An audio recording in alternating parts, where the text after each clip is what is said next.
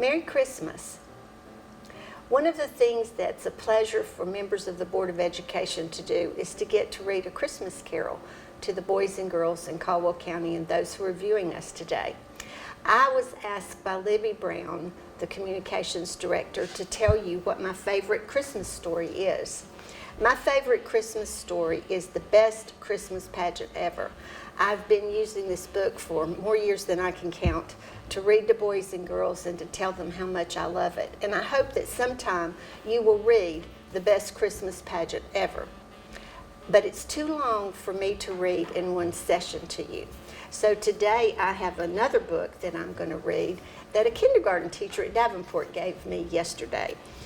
Ms. Eberly gave me the book the night before Christmas. And so I'm going to share this book with you today because it's within the scope of the time I have that I can read to you. So enjoy this scholastic book by Natasha Wing as we read today, the night before Christmas. Now I have a question for you boys and girls who are listening. Christmas this year is on Wednesday. What day would the night before Christmas be? Can you tell me? Ms. Brown, do you know? What day? It is Monday. She got it correct. And I hope you in the television viewing area got it also. So we're going to read the night before Christmas and see what happens to our family as we read. 'Twas the night before Christmas, with too much to do. Our tree wasn't up yet, and Mom had the flu. Our cookies were burned. There were presents to wrap. Mom sniffled. What I need is a long winter's nap. Poor Mom. But instead, we drove miles to go get our tree. Last week, there were millions, but now there were 3.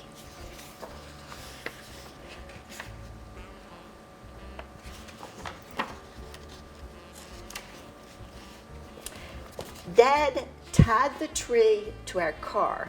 This will just have to do. Mom nodded glumly and sneezed. Achoo! We dragged in our tree through the front door. It dropped half its needles all over the floor. Just then, Patrick pointed to something quite shocking. Oh no, there were holes in everyone's stocking. Instead, we hung socks by the chimney with care. I hoped that St. Nick would fill up my spare. Things will get better, I thought, as I crawled into bed. Maybe visions of sugar plums will dance in my head. Instead, I lay wondering, gazing up at the moon, what on earth is a sugar plum? Is it a candy or a prune? Early the next morning, I woke up from a dream. Be careful, Howard, I heard my mom scream. Out on the lawn there arose such a clatter, I sprang from my bed to see Dad on a ladder. He was stringing up lights on the rooftops and gutters, outlining the railings and windows and shutters. When he plugged in the cord, not a single light lit. Did he have extra bulbs? Yes, but none of them fit. So off to the mall our family did drive. When Dad saw the crowds, he gasped, "Snakes alive." We searched every store. All the lights were sold out. But I found something for Grandpa. Silly Gilly the trout. Finally all done with our last-minute shopping, we flew past the food court without even stopping. But I want to see Santa, Patrick said with a whine. He pushed through the crowd. Wow, what a line. It wrapped around the counters and down the first floor, then wound through kids' clothing and all the way out the front door. After waiting for hours, at last our big chance, Santa roared, "Ho, ho, ho." Then Pat wet his pants. "Let's go home," we all cried, Mom, Patrick, and me. Even jolly old Dad sighed, and I said, "I agree." So on the way home, we sang the Jingle Bell song, all the while I was thinking nothing else could go wrong, when what to our wondering eyes should appear but a gigantic mess, that much was clear. The tree was knocked over, my snow globe was shuttered, ornaments were broken, tinsel was scattered. "Bad kitty," I shouted. Then Mom started to weep. "Christmas is ruined and I need some sleep." "No, it's not, Sugar Plum. These things are just stuff. Christmas is about love, and we have quite enough." He tucked Mom in bed for some much-needed rest. Then we three busy elves all gave it our best. And see them busy? As snow gently fell, turning the earth sparkly white, I knew in my heart Christmas would turn out just right. Dad read us a book and gave us a kiss. It was my favorite story, and it began like this. 'Twas the night before Christmas, when all through the house not a creature was stirring, not even a mouse. And so the message in this lovely book is that if we give kindness and have love in our hearts for all of our family and the people that surround us, then we have all we ever need at Christmas. And I wish for you love and kindness and giving. And as so many of our teachers do throughout our school system, spread joy and kindness everywhere that you can, and you'll have all you ever need during this beautiful and wonderful season of Christmas. Thank you for letting me share with you, and I wish for each of you every good thing, and good night.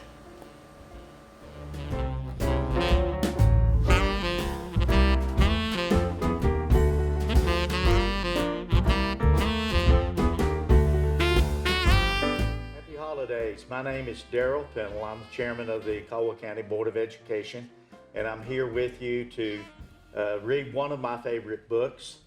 And you may have heard Mrs. Edwards' book, The Night Before Christmas. Well, my book is The Night Before Christmas by Clarence C. Moore. So let's begin with that. 'Twas the night before Christmas, when all through the house not a creature was stirring, not even a mouse. The stockings were hung by the chimney with care, in hopes that St. Nicholas soon would be there. The children were nestled all snug in their beds, while visions of sugar plums danced in their heads. And Mama in her kerchief, and I my cap, had just settled down for a long winter's nap. When out on the lawn there arose such a clatter, I sprang from my bed to see what was the matter. Away to the window I flew like a flash, tore open the shutters and threw up the sash. The moon on the breast of the new fallen snow gave a luster of midday to objects below. when what to my wondering eyes should appear but a miniature sleigh and 8 tiny reindeer, with a little old driver so lively and quick, I knew in a moment it must be St. Nick. More rapid than eagles, his coursers they came, and he whistled and shouted and called him by name. Now Dasher, now Dancer, now Prancer and Vixen. On Comet, on Cupid, on Donner and Blitzen. To the top of the porch, to the top of the wall. Now dash away, dash away, dash away all. As dry leaves that before the wild hurricane fly, when they meet with an obstacle, mount to the sky. So up to the housetop, the coursers they flew, with the sleigh full of toys, and St. Nicholas too. And then a twinkling I heard on the roof, the prancing and pawing of each little hoof. And as I drew in my head and was turning around down the chimney, St. Nicholas came with a bound. He was dressed all in fur from his head to his foot, and his clothes were all tarnished with ashes and soot. A bundle of toys he had flung on his back, and he looked like a peddler just opening his pack. His eyes, how they twinkled, his dimples, how merry, his cheeks were like roses, his nose like a cherry. His droll little mouth was drawn up like a bow, and the beard on his chin was as white as the snow. The stump of a pipe he held right in his teeth, and the smoke it encircled his head like a wreath. He had a broad face and a little round belly that shook when he laughed like a bowl full of jelly. He was chubby and plump, a right jolly old elf, and I laughed when I saw him in spite of myself. A wink of his eye and a twist of his head soon gave me to know I had nothing to dread. He spoke not a word, but went straight to his work and filled all the stockings, then turned with a jerk and laying his finger aside of his nose and giving a nod, up the chimney he rose. He sprang to his sleigh, to his team gave a whistle, and away they all flew like the down of a thistle. But I heard him exclaim as he drove out of sight, "Happy Christmas to all, and to all a good night." So that's the story of the night before Christmas, and we certainly hope that in 2 weeks we will have Christmas time, and want to wish that each and every one of you have a fantastic Christmas and a Happy New Year, and that you enjoy your time with family and friends.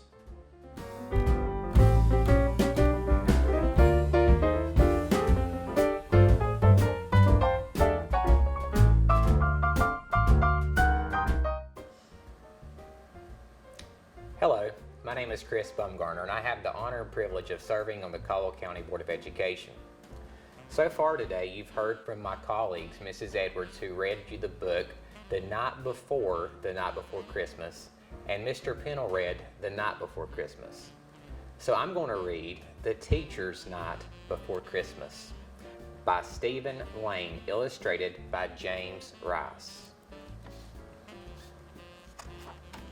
The Teacher's Night Before Christmas. The Teacher's Night Before Christmas. 'Twas the week before Christmas, and all through the town, every school teacher scurried, they could not slow down. Their brains were all frazzled from school celebrations and the seasonal rush of pre-Christmas vacation. The festive art projects, a yearly tradition, has ended as always in room demolition. And a nursing home trip earned one principal's pout. When Pierre pulled the fire alarm, they cleared the place out.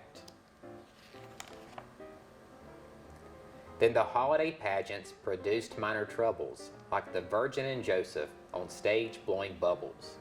And then one of God's angels got airsick and cried, "Mrs. Bigler, I've thrown up on Joe, Tom, and Clyde." But when gala school programs were done and folks parted, the Room Mom Commandos had just gotten started. They planned party events to make all students drool, like wild scavenger hunts, where kids ran through the school. And unique Yuletide bingo, which started out nice, until Mike Hattendorf won a bingo game twice. Then the other kids hollered and threw such a fit that the game was short-lived because everyone quit. But the moms were undaunted. They moved on to crafts with some glue guns and scissors and spray paint and masks. And inside of 1 hour, the 10-minute wreaths were lying all over and drying on sheets. Then the students and mothers departed the school, and the teachers rushed home just a few days till Yule, with a tree still to trim, Christmas candies to make, the cards yet to mail, plus a fruitcake to bake. So when Christmas Eve came, they were all feeling blue, for the teachers still had Christmas shopping to do. Thus they started at once to converge on the mall, but the sight of a school bus in flight stopped them all. It was jolly St. Nick staring down from the sky, in a sport coat, suede elbows, new glasses, and tie. He was quite the professor, and his class looked in session, with a busload of elves far too busy to question. He assigned them the task of creating a toy that not even a child like Ben Gray could destroy. When he stepped off the bus, all the teachers felt fine. Then he opened a grade book and said, "Get in line.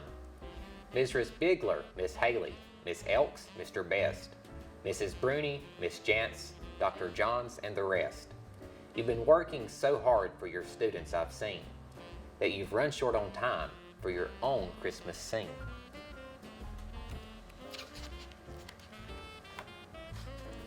I've been checking my records throughout this past year, and your grades indicate that you've nothing to fear.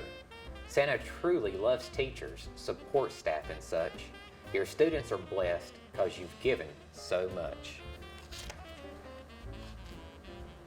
So I'm telling you all, and your colleagues here too, stop this last-minute shopping. I'll take care of you. Go on home, go to bed, leave the big guy in charge. I'll take care of those wish lists, no matter how large." Then he beeped the bus horn while he stepped on the gas, and he gave a soft laugh as the bus flew on past. Merry Christmas to all, his voice rang out with might, but especially to teachers, and especially tonight. That was the Teacher's Night Before Christmas, and I truly wish each and every one of you and your families the merriest of Christmases and a Happy New Year.